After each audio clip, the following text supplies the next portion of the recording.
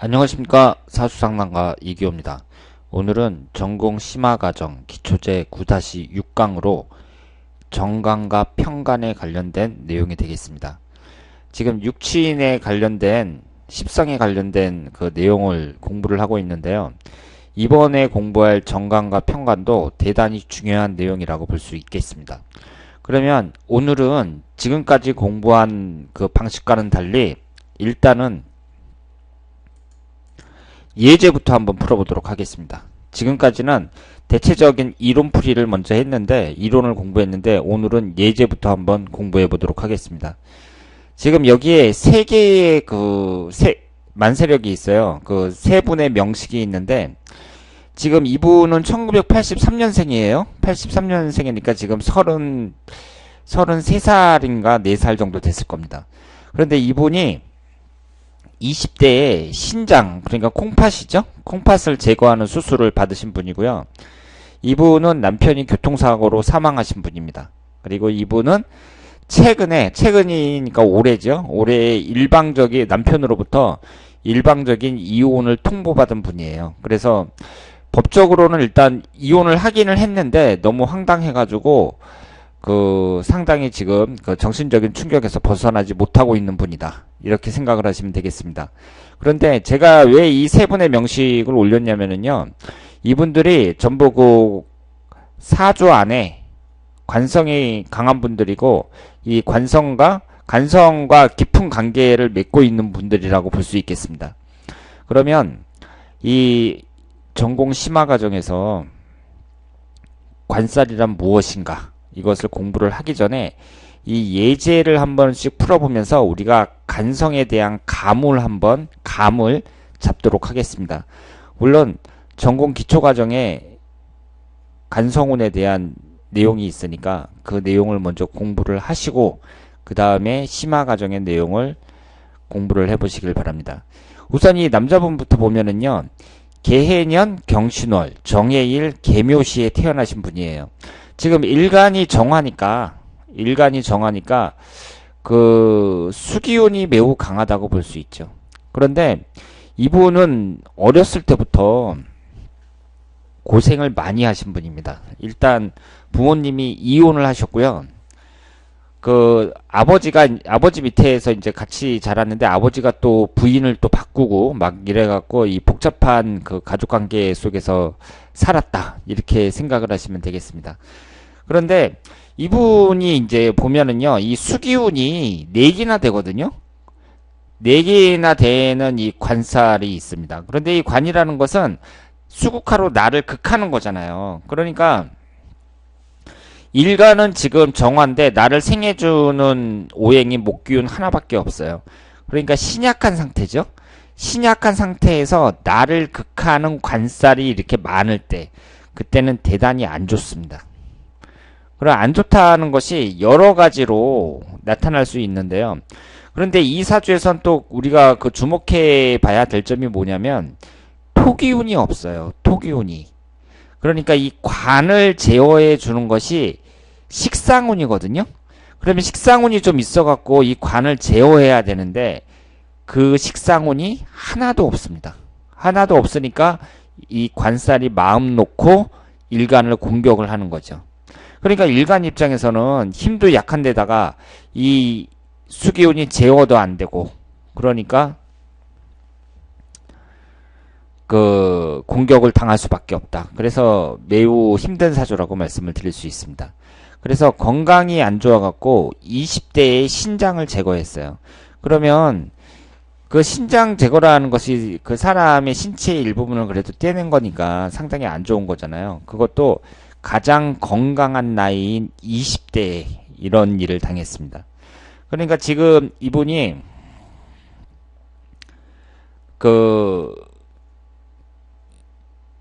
이 관살의 영향을 봤을 때 상당히 안 좋은 쪽으로 영향을 미쳤다. 이렇게 볼 수 있죠.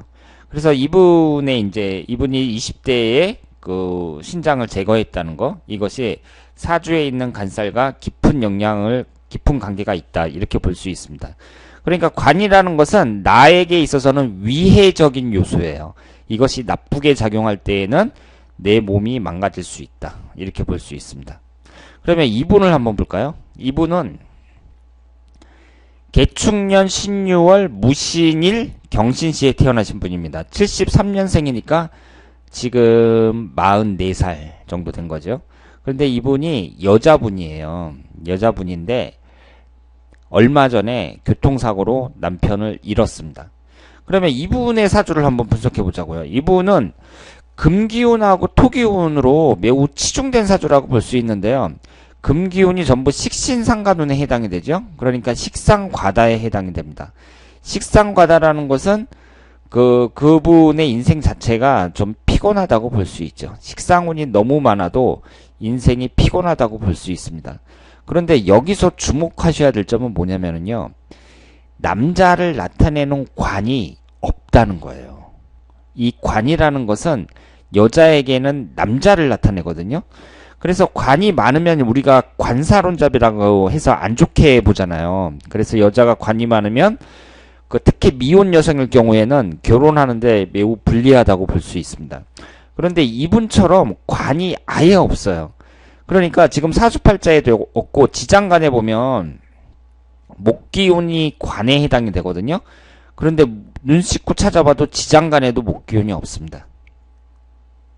그런데 다행스럽게도 대운에서는 계속 들어와요. 대운에서는 30대 결혼 정년기에 이 갑자대운이었고 지금 을축대운, 그리고 50대 60대에도 지지에서 계속 들어오죠. 그러니까 이런 걸 봤을 때에는 대운은 이 목기운이, 용신에 해당되는 목기운이 괜찮게 들어온다고 볼 수 있는데 사주팔자 안에 목기운이 하나도 없습니다. 무관사주예요. 그러면 이분이 이제 여성이니까 남자가 없다는 얘기잖아요. 사주에. 그러면 이분이 결혼을 하셨는데 대운에서 이제 남자운이 들어오니까 결혼을 했는데 결국 교통사고로 사망했습니다. 그렇다면은 이 남자분의 사주도 한번 봐야겠죠. 남자분의 사주도 한번 봐야겠지만 이 여자분도 남자가 없는, 남자복이 약한 그런 무관사주다. 이렇게 볼 수 있습니다. 그러니까 관이라는 것이 여자에게는 남편에 해당이 되니까 이렇게 무관사주일 경우에는 남자복이 없다. 이렇게 볼 수도 있고, 그렇다면은 이런 여자를 내 색식감으로 맞아야 되는 남자 입장에서 봤을 때도 결코 좋은 사주라고 볼 수가 없죠. 내가 결혼을 하려고 하는데 여자가 무관사주다. 그러면 그것도 남자 입장에서는 별로 좋은 사주라고 볼 수가 없습니다. 그리고 이분은 제가 얼마 전에 만나갖고 제 친구가 소개를 해줘서 직접 만나서 얘기를 했었는데 최근에 일방적인 이혼을 통보받았다 그래요. 아이들은 다 컸습니다. 애들은 다 컸는데 갑자기 이혼해 달라고 그러면서 얼렁뚱땅 어떻게 도장을 찍었나 봐요. 그런데 그 충격에서 아직 벗어나질 못하고 있습니다. 그런데 이분의 사주를 보면은요. 이분의 사주를 보면 잘 보세요. 지금 토기운이 많죠? 토기운이 여기 다 재성운입니다. 이 재성운이니까 이 사주는 제다신약 사주라고 볼 수 있죠. 일간인 을목이고요. 을미일주고 재성운이 상당히 많으면서 지금 금기운이 남편을 나타내는 금기운이 유금하고 신금이 있어요. 그러면 이것도 한번 관심 있게 볼 수가 있는데 지금 천간이 을신충으로 깨지잖아요. 일간인 내가 을목이란 말이에요. 옆에 남자를 나타내는 그 신금이 옆에 있어요. 그럼 을신충으로 깨지는 이 상황이 어떤 상황이냐면 내가 남자를 치는 게 아니라 남자가 나를 치는 거죠. 그러니까 이 을목이라는 것은 나무를 나타내잖아요. 그리고 사람의 신체에 있어서는 머리를 나타냅니다. 이 머리를 칼로 내 머리를 베는 형상이라고 볼 수 있어요. 그러니까 상당히 안 좋죠. 그래서 이런 분들은 우울증이라든가 여러 가지 정신적인 스트레스 그리고 공황장애 이런 것들 조심하셔야 됩니다. 그래서 이제 남자한테 일방적으로 당한 거예요. 그런데 우리가 또 이 을신충이라는 이 충국의 형상만 볼 게 아니라 지금 토기운이 4개나 된단 말이에요. 그럼 이 토기운이 또 어떤 역할을 하는가 한번 보자고요. 이렇게 재성운이 많은 사람들은요, 이 재라는 것이 금기운을 생해주잖아요. 금기운을 생해주죠. 토생금으로 금기운을 생해줍니다. 그러면 이렇게 제가 과다할 경우에는 금기운이 강해지겠죠. 토생금, 토생금 하면서 계속 금기운을 강하게 해주니까. 그러면 이 금이라는 것은 필연적으로 나를 치는 거잖아요. 금금목으로. 그러니까 강해진 이 금기운이 나를 강하게 치니까 결국 남편한테 잘해주고 봉사를 했는데 결국에는 남편에게 당하는 그런 현상이 일어난다. 이렇게 볼 수 있습니다. 그래서 제가 지금 오늘 그 관성운을 공부를 하면서 처음부터 이제 예제풀이를 했는데요. 그러니까 이런 식으로 우리가 관이라는 것, 정관이든 편관이든 이 관성이라는 것을 이렇게 감을 잡을 수 있습니다. 관이라는 것은 나쁘게 나타날 경우에는 나에게 위해가 되고, 그리고 그 여자에게 있어서는 남자를 의미하고, 이런 여러 가지 중요한 의미가 있다. 이렇게 볼 수 있죠. 그런데 제가 예제풀이에서 이렇게 안 좋은 부분만 이렇게 설명을 드렸습니다만은 이 관이라는 것은 한두 개는 꼭 있어야 됩니다. 이것이 심리적인 억제력, 규율, 규칙, 당연히 해야 할 일, 공직운 이런 것을 나타내요. 그러니까 사주를 딱 봤는데 제가 지금 이 여자분의 예를 한번 들어볼게요. 이 여자분이 관이 없잖아요. 그럼 여자 입장에서 무관사주라고 말씀을 드렸는데 이 여자분이 만약에 젊단 말이에요. 그래서 한 20대 초반이다. 그랬을 때 공무원 시험을 보겠습니다 하고 왔을 때에는 말리는 게 좋습니다.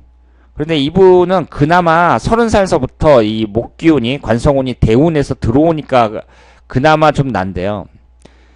대부분의 사람들은 이렇게 관이 없잖아요. 무관사주일 경우엔 공무원 시험은 안 보는 게 낫습니다. 일단은 합격하기가 힘들어요.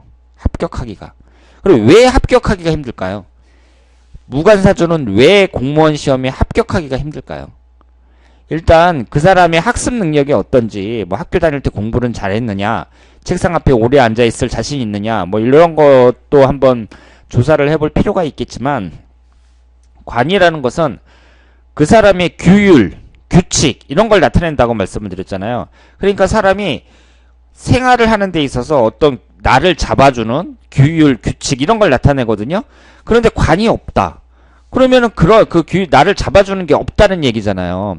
그럼 요즘 같은 그 어려운 공무원 시험이 요즘에는 뭐 1, 2년도 안 되고 막 3년, 4년 이렇게 그 장기간 준비를 해야 되는 그런 공무원 시험에서 관이 없는데, 나를 잡아주는 게 없는데 그 장기간의 시험 공부를 내가 무사히 잘 할 수 있겠느냐, 이렇게 말씀을 드릴 수 있죠. 그러니까 나를 잡아주는 게 없는데 어떻게 그 하루 이틀도 아니고 한 달, 두 달도 아니고 몇 년이 걸릴지도 모르는 그 공무원 시험을 할 수 있겠냐 이거예요.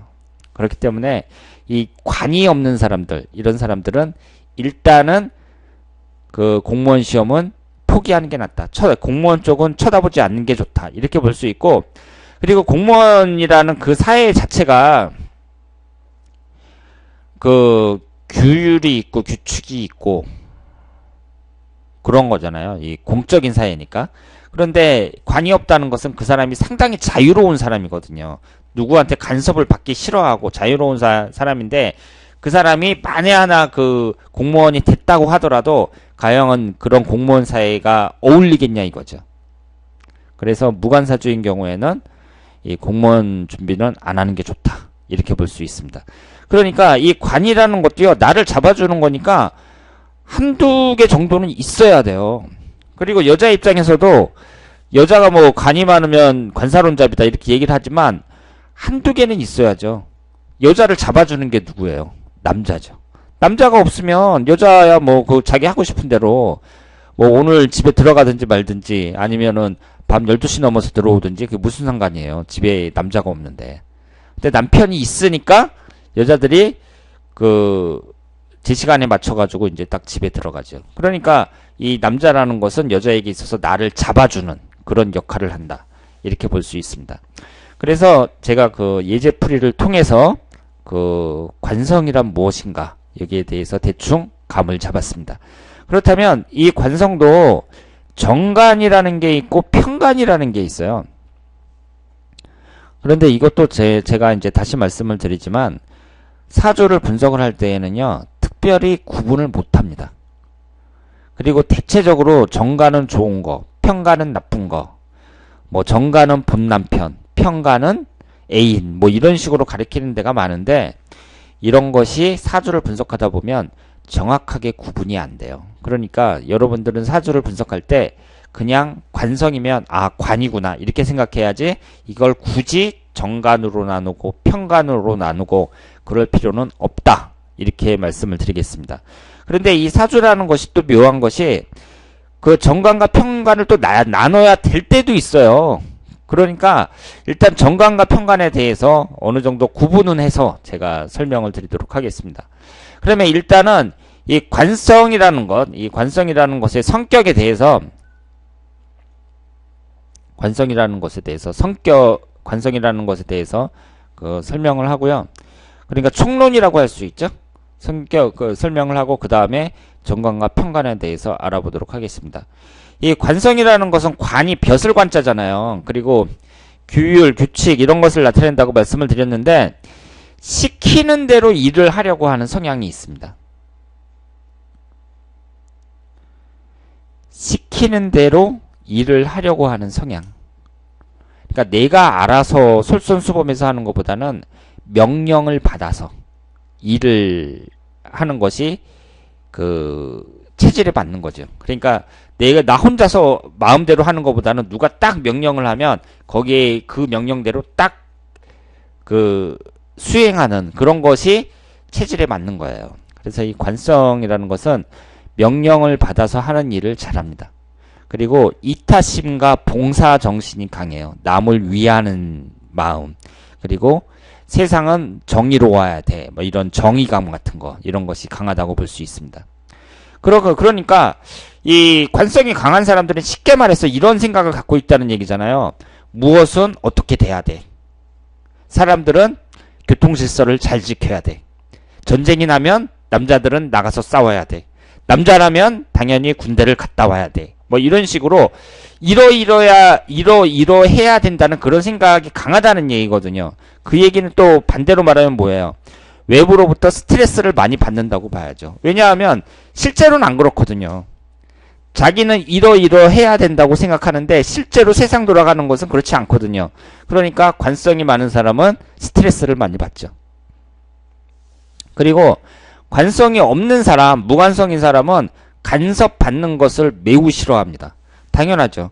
관이라는 게 지금 여기에서 보시면은요, 나가 있을 때 나를 극하는 게 관이잖아요. 그러니까 여자 입장에서는 남편이 관이죠.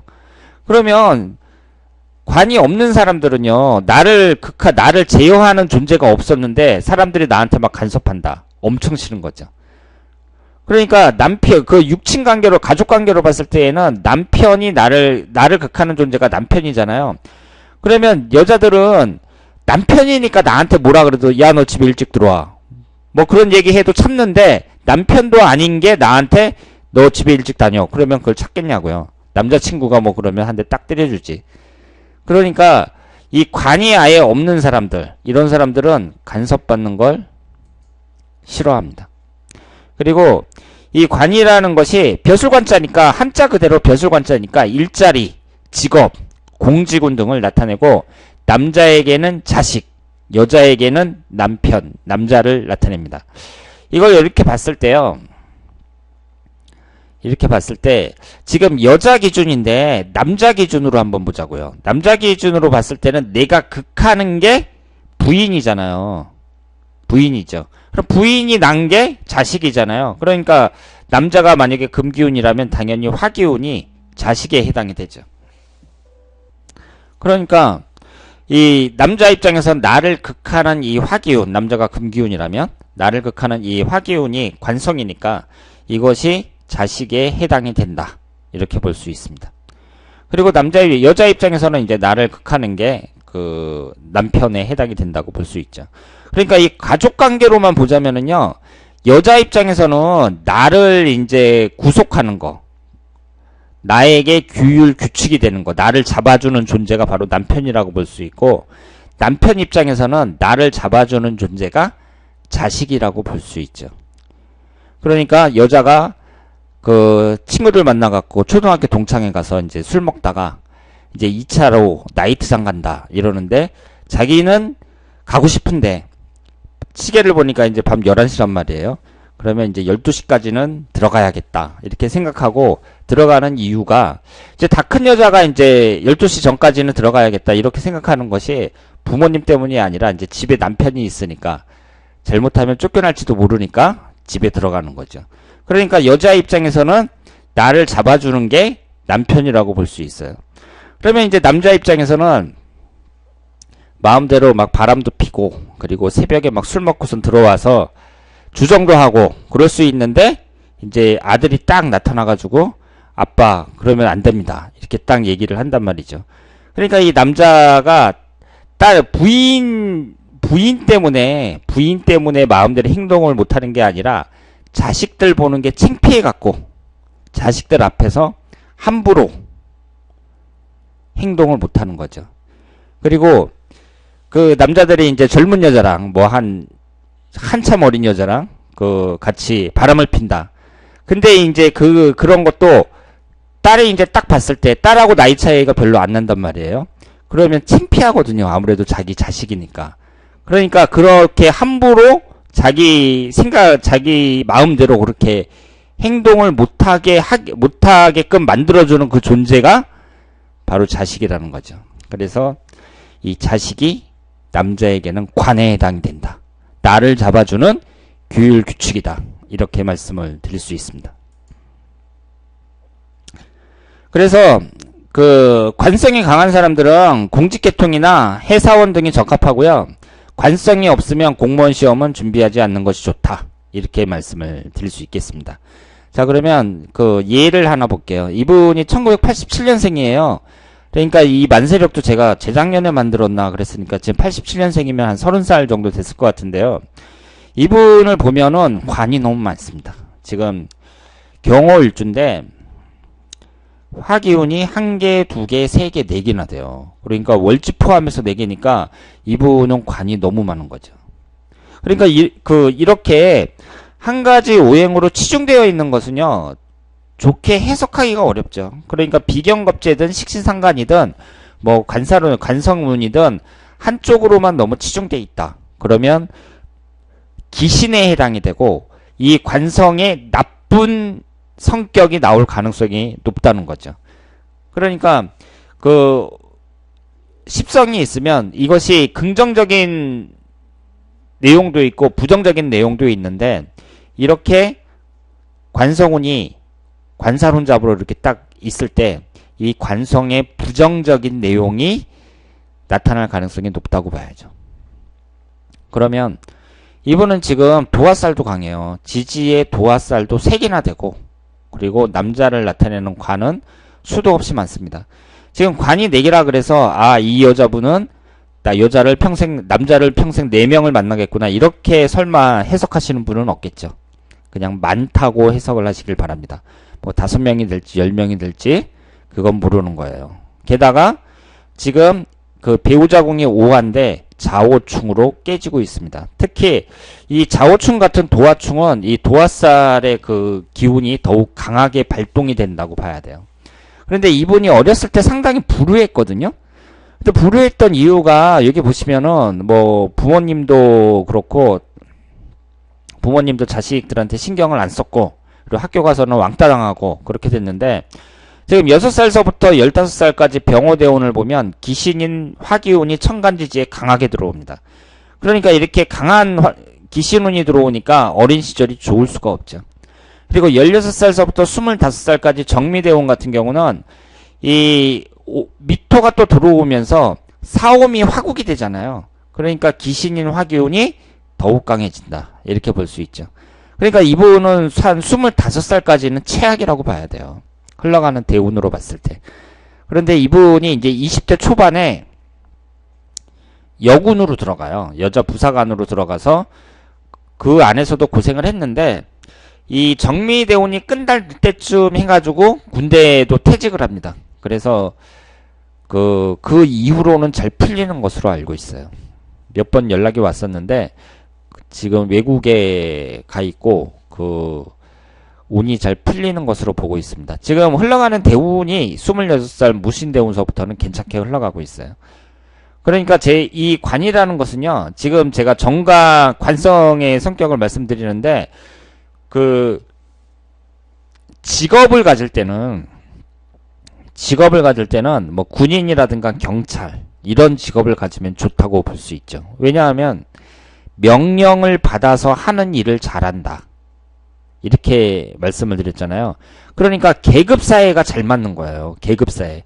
계급사회라는 게 군대, 그리고 같은 공무원 중에서도 공안직, 그러니까 경찰이라든가 뭐 검찰이라든가 뭐 이런 쪽은 그 상명하복 관계가 정확하잖아요. 그러니까 경찰이나 검찰, 군인 뭐 이런 직업이 잘 맞는다고 말씀을 드릴 수 있겠습니다.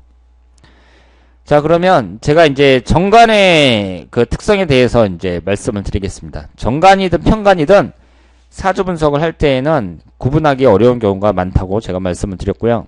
그렇다고 하더라도 이 정관과 편관의 구분은 어느 정도 알고 있어야 된다. 이렇게 말씀을 드릴 수 있겠습니다. 이 정관이라는 것은요, 남자에게는 자식이에요. 자식. 재성이라는 것이 이제 남자에게는 부인이 되잖아요. 그러니까 내가 극하는 거. 남자를 기준으로 했을 때 금금목으로 내가 극하는 게 부인이 되는 거죠. 그러니 목기운이 목생화해서 이 목기운이 생성해낸 게 화기운이거든요. 그럼 부인이 났으니까 자식이죠.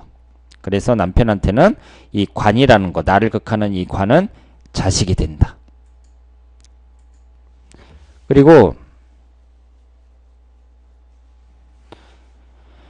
부인에게는 남편을 나타내고 남자에게는 자식을 나타내니까 이 남편과 자식이라는 것은 가정을 의미하잖아요. 그러니까 가정을 관리하는 올곧은 기상이다. 이렇게 볼 수 있습니다. 그 얘기는 뭐냐면 관이 없다는 얘기는 남편과 자식을 의미하는 가정을 관리하는 올곧은 기상이 없다는 얘기니까 무관사주인 사람들은 가정을 잘 못 꾸린다. 이렇게 볼 수 있죠. 그래서 관이 없는 사람들을 한번 유심히 살펴보세요. 그 사람이 가정에서 좋은 아빠로서, 좋은 엄마로서 행동을 잘 하고 있는지, 남자들이 자식들하고 잘 놀아주고 뭐 그렇게 가정을 잘 이끌고 있는지 자세하게 한번 살펴보시길 바랍니다. 그러니까 이 좋은 사주를 갖는 것이 어렵다는 게요, 많아도 문제가 없어도 문제예요. 지금 관에 대해서 설명을 하니까 관이 없으면 또 아주 안 좋은 사주처럼 이렇게 얘기가 되는데, 지난번에 재성운을 설명할 때도 재가 없으면 또 아주 안 좋은 사주였고, 뭐든지 없거나 너무 많으면 안 좋다. 이렇게 볼 수 있습니다. 자식이 낳은 인성, 명예로 내가 생하니 자식의 명예로 보상을 받는다. 즉 정관이 상하면 명예는 생기지 않고 인성이 너무 많으면 아버지 기대는 크나 자식이 미치지 못한다. 이건 무슨 뜻이냐면요, 이 남자 기준으로 하자고요. 남자가 여기 금기운이에요. 그럼 자식은 화기운이잖아요. 그럼 이 사이에 뭐가 있냐면 토기운이 있어요. 화생토로 토기운입니다. 그럼 자식 입장에서 봤을 땐 화생토로 내가 생해주는 거잖아요. 그럼 자식이 생해서 만들어진 게 나한테 뭐냐면은 인성운이에요. 인성운이라는 것은 명예를 나타내죠. 그러면 자식이 만들어진 명예로, 자식의 명예로, 이 명예라는 게 나를 생해주는 거니까, 자식이 낳은 명예로 내가 생하니 자식의 명예로 보상을 받는다. 그러니까 자식이 잘 되면 나도 잘 된다. 뭐 쉽게 말해서 이렇게 생각을 하시면 되겠습니다. 그리고 이 관이 상하면 나에게 있어서는 명예를 만들어주는 것, 즉 즉 인성운을 만들어주는 게 이 토기운인데 이 토기운을 생해주는 관이 상하게 되면 나한테는 명예가 없는 거죠. 그래서 정관이 상하면 명예는 생기지 않고 인성이 너무 많으면 아버지 기대는 크나 자식이 미치지 못한다. 이 인성이 너무 커버리면 자식이 힘을 많이 뺏기잖아요. 그렇죠?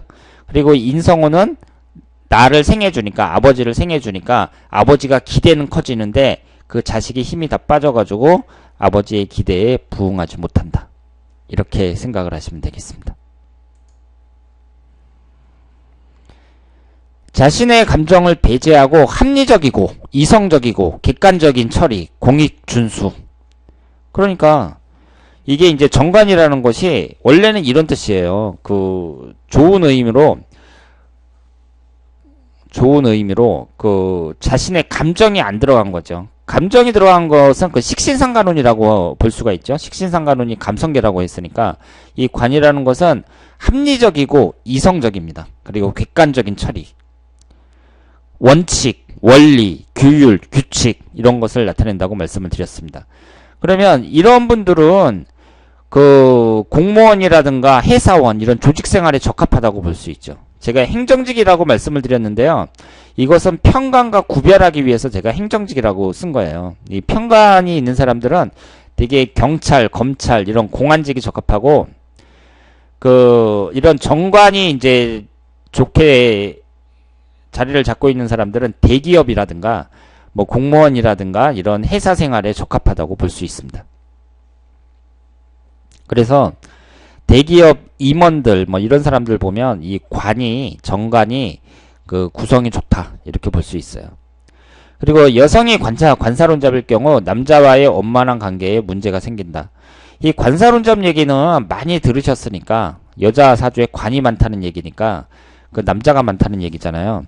특히 정관이 뭐 3개다. 그러면 정관이라는 것은 본남편을 나타내는데 본남편이 3개라는 얘기니까 그 여자는 남자 문제가 좀 꼬인다고 봐야죠. 뭐 이혼을 여러 번 해갖고 재혼을 여러 번 한다든가 뭐 이런 식으로 좋게 해석을 하기가 어렵습니다. 그러니까 여자가 관이 많든지 아예 없든지 그 여자를 색식감으로 맞아야 되는 남자 입장에서는 다 안 좋은 사주라고 볼 수 있죠. 그래서 특히 미혼 여성일 경우에는 시집을 잘 가려면 관이 좋아야 된다. 구성이 좋아야 된다고 볼 수 있습니다. 요즘에는 사주 따지는 사람들 많아요. 옛날에도 많이 따졌겠지만 요즘에 대학교 사회교육원 이런 데에도 웬만한 데 사주 명리학과가 있습니다. 제가 알기로도 동국대학교, 성균관대학교 이런 데 다 있어요. 사주 명리학과. 그러니까 그만큼 배우는 사람들도 많다는 얘기고 사람들이 흥미를 느끼면서 많이 배우고 있는데 만약에 그 배우는 사람들 중에 또 상당수가 아줌마들이거든요. 그 중년 여성들이 가장 많은데 이분들이 이제 자기 아들 장가 보낸다 그랬을 때 이제 여자를 데리고 오면 당연히 사주를 알아와라 그러겠죠. 그래서 여자가 관사론잡이다 그러면 안 된다 이놈아 그러면서 반대하고 그럴 가능성이 높습니다. 그러니까 남자도 이제 재가 많으면 여자가 많다는 거니까 뭐 좋은 사주가 아니겠지만 일단은 여자 입장에서는 관이 많다는 것은 남자가 많다는 얘기니까 그 여자를 색식감으로 맞아야 되는 남자 입장에서는 꺼릴 수밖에 없다. 이렇게 볼 수 있습니다. 그리고 융통성 결여, 답답함 뭐 이런 말은 정관이 부정적으로 나타났을 때 나오는 현상이에요. 그러니까 원리 원칙만 따지니까 이 관이라는 게 여기에서 제가 뭐라고 했어요. 그 합리적이고 이성적이라 그랬고 말씀을 드렸잖아요. 그런데 이게 이제 합리적이고 이성적이라는 것은 원리 원칙대로 따진다는 얘기나 마찬가지거든요. 그러면 이게 이제 좀 심해졌을 경우에 융통성이 결여될 수 있고 융통성이 없으면은 이제 사람이 답답함을 느끼죠. 그리고 이건 이래야 돼, 저건 저래야 돼 그러면서 혼자만 깨끗한 척하고 그런 사람들 보면 느끼하죠. 그래서 이 정관이 부정적인 현상으로 나타날 경우에는 이런 식으로 사람을 괴롭힐 수 있다. 이렇게 볼 수 있습니다. 그러면 여기에 나와 있는 이 사주는요. 제가 무자식 노총각 공무원이라고 말씀을 드렸는데 이 당사자가 이 사주 보면 제가 제 친구인데 당사자가 이걸 보면 화를 낼지 모르겠는데 지금 이분이 누구냐면은 미혼입니다. 69년생인데 미혼이니까 나이가 48살이죠. 그러니까 지금 거의 뭐 결혼을 포기했다고 볼 수 있습니다. 그러니까 이제 결혼을 안 했으니까 당연히 무자식이죠. 그리고 현재 교육직 공무원입니다. 그러면 이분을 봤을 때 관이 어떻게 자리를 잡고 있는지 한번 보도록 하겠습니다. 지금 갑자일주니까 여기에 유금이 있고 여기 경금이 있잖아요. 그래서 이 관이 두 개가 있단 말이에요. 그러면 이 경금은 갑경충으로 편관이 이제 깨지고 있어요. 이쪽이 갑경충이고 이쪽에 있는 유금은 구성이 좋다고 볼 수 있습니다. 그러니까 공무원이 됐어요. 이 관에 이제 두 개나 있고 이쪽에서 깨지곤 있지만 이 유금이 좋은 역할을 하니까 공무원이 됐습니다. 그런데 여기서 문제가 뭐냐면은요. 가족관계로 봤을 때에는 관이라는 게 내 자식을 나타내는데 이게 깨진다는 거죠. 그것도 쌍충을 하고 있어요. 간목이 두 개가 있잖아요. 이 경금과 쌍충을 하고 있습니다. 그리고 또 결정적인 게 뭐냐면 지금 천간지지가 이 일주가 시주와 천간지지가 다 깨지고 있어요. 그러면 이 연월일시에서 이 시라는 것은 자식궁을 나타내죠. 자식궁이 나와 다 깨지고 있습니다. 그럼 자식궁이 깨진다는 얘기는 결혼을 했으니까 아예 자식이 없는 것으로 나타난다고 볼 수 있죠. 그러면 이 자식궁이 깨졌을 때 그럼 그 사람들은 전부 다 결혼을 못하느냐? 그게 아니라 어떤 사람들은 자식하고 사이가 안 좋아진다든가 자식하고 볼 수도 있고요. 아니면 자식이 뭐 몸이 아프다든가 아니면 여러 가지 방법으로 자기를 괴롭힌다든가 아니면 이 친구처럼 아예 결혼을 못한다든가 이런 식으로 다양한 방법으로 나타날 수가 있는데 어쨌든 자식 인연은 별로 안 좋다 이렇게 볼 수 있습니다. 자, 그러면 이번에는 편간의 특성에 대해서 한번 살펴보도록 하겠습니다. 편간이라는 것은 자신에게 엄격하고 편간의 특징이 자신에게 엄격하고 책임 안수의 능력이 있다고 해요. 그러니까 이거는 상당히 긍정적인 거죠. 자기가 어떤 책임을 자기에게 맡겨진 책임은 반드시 완수를 한다. 이런 성격이 있다고 합니다. 그러니까 이것은 상당히 좋은 특징이라고 볼 수 있습니다. 그리고 복종, 사람들에게 복종하고 인내심, 희생정신, 그리고 기억력까지 우수하다고 합니다. 그러니까 이렇게 지금 이 두 줄까지는요, 편간의 긍정적인 내용이라고 볼 수 있고, 이것이 이제 부정적으로 나타날 경우에 편간은 매우 안 좋습니다. 매우 안 좋아요. 그러니까 복종을 하고 인내심도 강한데 이것이 이제 한도를 초과했을 때 그때는 과할 경우 파괴적인 행동이 나타납니다. 그리고 독선적인 성향으로 대인관계에 큰 문제가 된다고 볼 수 있어요. 그러니까 이렇게 보시면 되겠어요. 이게 이제 참고 참다가 오히려 폭발하면 더 무섭잖아요, 사람들이. 그래서 이 파괴적인 행동으로 나타난다고 볼 수 있습니다. 그리고 독선적인 성향, 이 독선적인 성향이라는 것은 제가 관이라는 게 여러 가지 규율, 규칙, 원리, 원칙 이런 걸 나타낸다고 말씀을 드렸잖아요. 그러니까 딴 사람 말은 안 듣는 거예요. 원리, 원칙대로만 나가는 거죠. 그래서 대인관계에 문제가 생길 수가 있습니다. 그리고 우리가 이 편간을 칠살이라고 하잖아요. 그런데 엄격하게 말해서 이 편간이라는 말하고 칠살이라는 말은 달라요. 어떻게 다르냐면은요. 이 관을 극하는 게, 관을 생해주는 게 이제 편간을 극하는 게, 제어하는 게 식신이거든요. 그래서 우리가 식신은 길성이라고 하잖아요. 사주에 식신운은 꼭 있어야 됩니다. 이 식신이 편간을 제어하기 때문에 좋은 역할을 하기 때문에 길성이라고 하는 거예요. 그럼 사주에서 이분이 이렇게 목기운이 3개가 있지만 식신운이 있잖아요. 식신운이 있어가지고 이 목기운을 제어한다는 거죠. 그러니까 이 관이 제어를 당하니까 마음대로 힘을 못 쓰는 거예요. 그래서 나를 쉽게 치지 못하는 거죠. 이 관이. 그런데 만약에 이 식신운이 없잖아요. 그럼 마음 놓고 나를 칠 거란 말이에요. 그럴 때 이 편관을 칠살이라고 합니다. 살이라는 말은 무서운 말이죠. 그러니까 사주를 딱 봐가지고 이 편관을 제어해주는 식상운이 없다. 이 관을 제어해주는 식상운이 없다. 그럴 때 이것을 칠살이라고 합니다. 만약에 식상운이 있다. 그러면 그냥 편관이라고 부르는 거죠.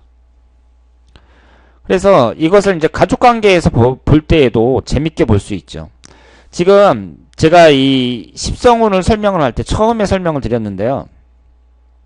남편하고 여자 기준으로 봤을 때 남편이 있고 여자하고 어머니하고 자식이 있잖아요. 그럼 남편하고 엄마 자식은 그 같은 편이라 그랬어요. 남편은 남편대로 다른 편이고 이 엄마하고 자식은 같은 편이라고 했어요. 왜냐하면 내가 극하잖아요. 내가 극해요. 부인을. 근데 부인은 자식을 생해줘요. 그리고 나를 극하는 게 자식이에요. 그러니까 부인이 자식을 생해주면 생해줄수록 나를 견제할 수 있는 거죠. 그래서 이 가족관계로 봤을 때에는 부인이라는 존재는, 여자라는 존재는 남편한테 당하는 거예요. 당하는 건데, 그럼 같이 싸우는 게 아니라 자식을 이용하는 거죠. 자식을 이용해서 뒤에서 자식한테 이제 생해주면 자식이 남편을 극해버리는 거예요. 그러니까 남편 입장에서는 이 자식 때문에 부인을 함부로 못하는 거죠. 그러면 이렇게 생각을 할 수가 있죠. 만약에 자식이 없다. 그러면 남편이 여자를 함부로 할 수가 있습니다. 함부로 할 수가 있어요. 그러니까 예전에 요즘에는 별로 없는데 우리 부모님 세대들, 그러니까 예전에 그 6.25 전쟁 겪은 우리 부모님 세대들을 보면 남편이 부인을 이렇게 때리고 그런 게 참 많았죠. 진짜 많았습니다. 지금 다 할아버지 됐죠. 그러니까 그 남자가 남편을 때리는 일이 상당히 많았어요. 옛날에 그 기성세. 지금 한 80 정도 되신 분들, 이런 분들이 이제 젊었을 때 이런 게 상당히 많았는데, 이 자식이 있으니까요. 자식이 보고 있으니까 남편이 부인을 못 때리는 거예요. 함부로 못 해요. 그리고 자식이 더욱 클수록 남편이 이제 꼼짝 못 하는 거죠. 그래서 이제 나이가 들어서 자식도 다 성장하고 그러면 어떻게 돼요? 부인한테 꼼짝을 못 하죠. 남편이. 실권을 부인이 잡습니다. 그럼 그렇게 된 그 중요한 이유가 뭐냐면은요. 자식들이 커가지고 남자를 견제하기 때문이에요. 그러니까 지금 여자 입장에서 봤을 땐 칠살이라는 게 있잖아요. 그 자식이 있으면 이 남편이라는 존재는 그래도 그 정상적인 역할을 한다고 볼 수 있는데, 만약에 자식이 없으면 남편이 마음 놓고 나를 극한단 말이에요. 그랬을 때 이 남편은 칠살이 된다는 거죠. 살이라는 건 무서운 거죠. 나를 치는 거니까. 그러니까 가족관계로 봤을 때에는 이 자식이 식신의 역할을 하는 거예요. 이 관을 극하는, 그런 간을 제어하는 역할을 한다. 이렇게 볼 수 있습니다. 그리고 인의 역할도 중요하죠. 인이라는 것은 내 힘을 빼는 거잖아요. 그러니까 내가 부인을 극하는데, 물론 자식의 견제도 받지만 또 여기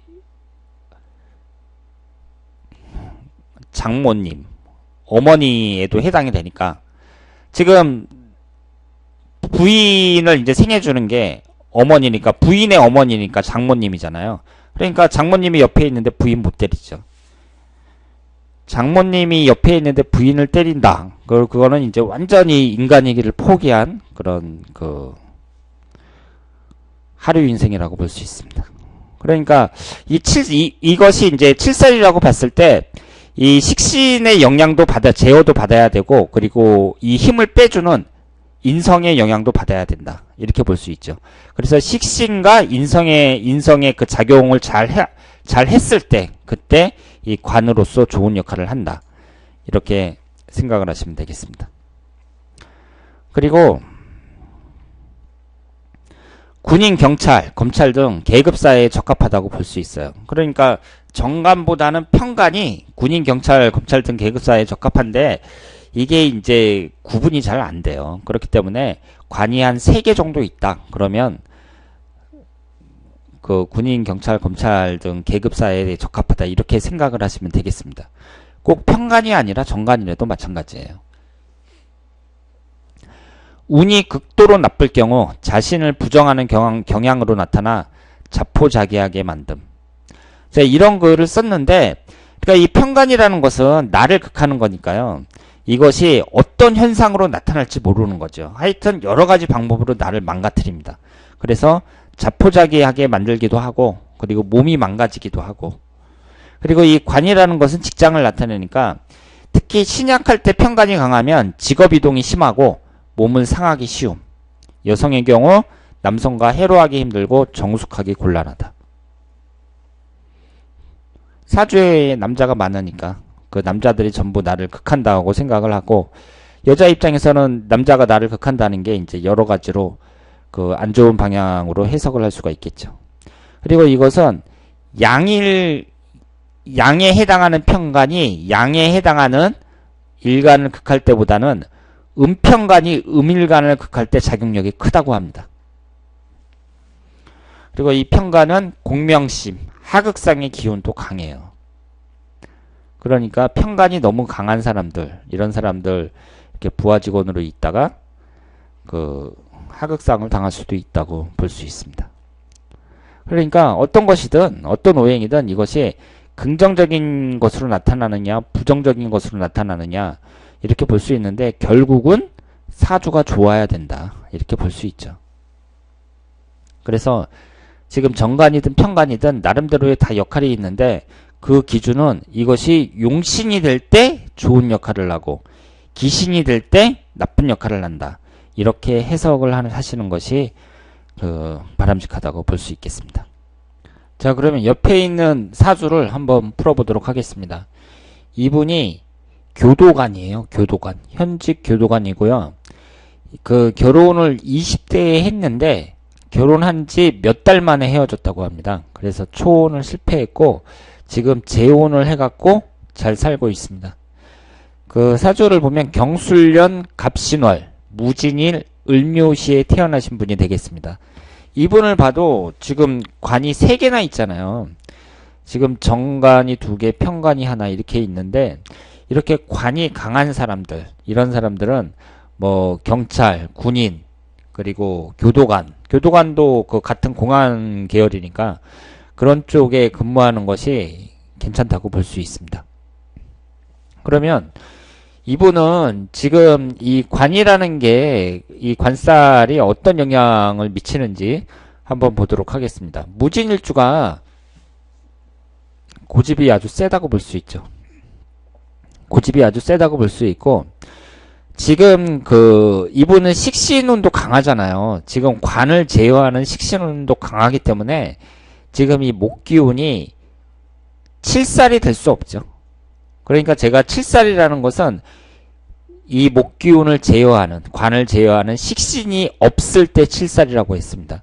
지금 월지 포함해서 2개나 되니까 그냥 편관이라고 해야겠죠. 7살이 아니고. 그런데 이 사주는 좀 치우쳐져 있죠. 그러니까 지금 화기운이 하나도 없고요. 그리고 수기운이 하나도 없습니다. 수기운이라는 것은 이 남자분에게는 재성운에 해당이 되는데, 수기운이 없다는 것이 큰 약점이라고 볼 수 있고, 그렇기 때문에 사업 같은 걸 안 하고 그 공무원이 된 것은 매우 잘했다고 말씀을 드릴 수가 있습니다. 그러니까 이분이 18살서부터 27살까지 병술대운이죠. 이때 지지가 진술충으로 깨져요.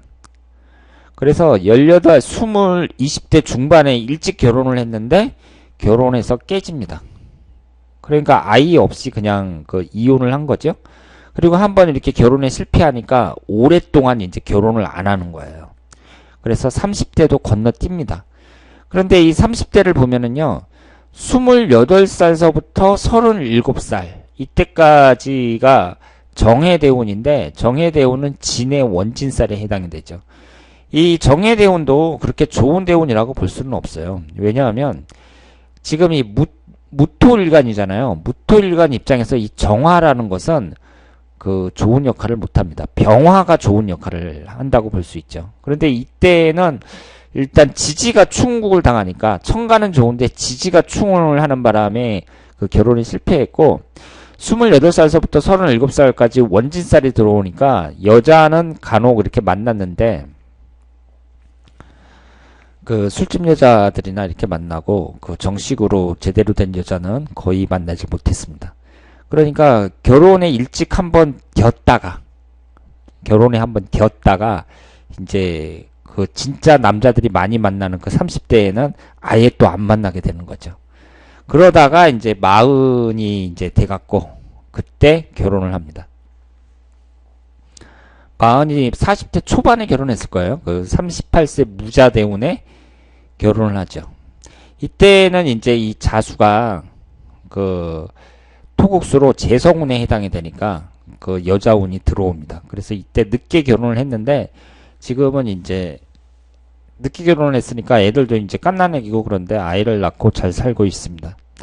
그래서 지금 이분 같은 경우는 일단 관성운이 잘 받쳐주니까 그 이분 성격에 잘 맞는 그런 공안직 교도관, 그 공안직 공무원, 교도관이 됐다 이렇게 볼 수 있고 이것이 이제 그 사람들이 흔히 생각하기를 관이 많으면 직장이 이동이 많다 이렇게 이제 볼 수가 있는데요.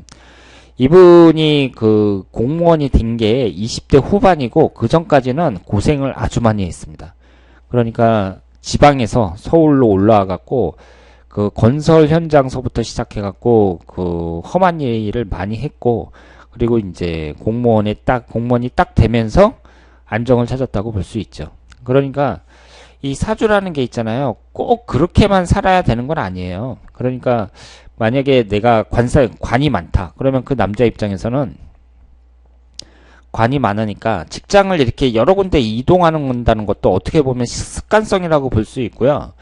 그리고 많이 이동을 해봤자 그 다 거기서 거기에요. 거기서 거기인 경우가 많습니다. 그러니까 사주를 딱 봐서 내가 관이 많단 말이에요. 그러면 나는 관이 많으니까 한번 직장을 들어가면 웬만하면 나오지 말아야지. 그런 강한 그 의지를 갖고 직장 생활을 한다면 얼마든지 사주와는 다르게 이제 살 수 있는 거죠. 그러니까 사주를 딱 봐서 나는 관사론잡이니까 남잔데 직장운이 안 좋겠구나 이렇게 생각을 할 게 아니라 그걸 보고 대처를 하는 거죠. 그런 사람들이 진정으로 그 사주 분석을 그 받을 만한 자격이 있는 분이라고 볼 수 있어요. 그러니까 사주를 비싼 돈 내고 분석을 받는 이유는 내가 내 사주가 어떻다는 걸 그냥 알고서 끝내려고 하는 것이 아니라 거기에서 개선점을 찾으려고 하는 거죠. 그래서 좋은 점은 개발하고 나쁜 점은 대처하고 그래서 멋진 인생을 만들기 위해서 사주 분석을 받는 겁니다. 그러니까 이분 같은 경우도 만약에 일찍 그 사주 분석을 받았으면 지금 18살서부터 27살까지가 진술충으로 정확하게 깨지거든요. 그 배우자궁이. 그러면 이때는 결혼하면 안 된다. 이렇게 했을 텐데 그 일찍 괜히 결혼했다가 그 몇 달 만에 깨지니까 집안에서는 완전히 그 사람이 얼굴을 못 드는 거죠. 그러니까 그 이후로 이제 서울에 올라와서 그 뭐 노가다 판에서 그 험한 일이나 하고 막 이러면서 그 인생을 그렇게 보냈습니다. 그리고 막상 진짜로 이제 결혼 정년기가 된 20대 후반이나 30대 초반에는 결혼하겠다는 말을 못 꺼내는 거예요. 그리고 형제들도 많고 그러니까 30대를 그냥 건너뛰고 그렇게 됐습니다. 만약에 이분이 사주를 그 제대로 정확하게 이제 저한테 분석을 받았다면 20대에 하지 말고 한 30대 초중반쯤에 이때 해라 해갖고 그때 이제 했으면은 이런 그 결혼 실패 같은 게 없었을 텐데 아쉽다고 볼 수 있죠. 그리고 이분이 공무원 시험을 볼 때 예전에는 그 교도관이 교정직이라고 했잖아요. 교정직이 공무원 중에서 지금도 들어가기가 상당히 어려운데요. 그때는 그 공무원 중에서는 그래도 비교적 좀 다른 것에 비해서는 좀 쉬운 편이었어요. 그런데 이분이 그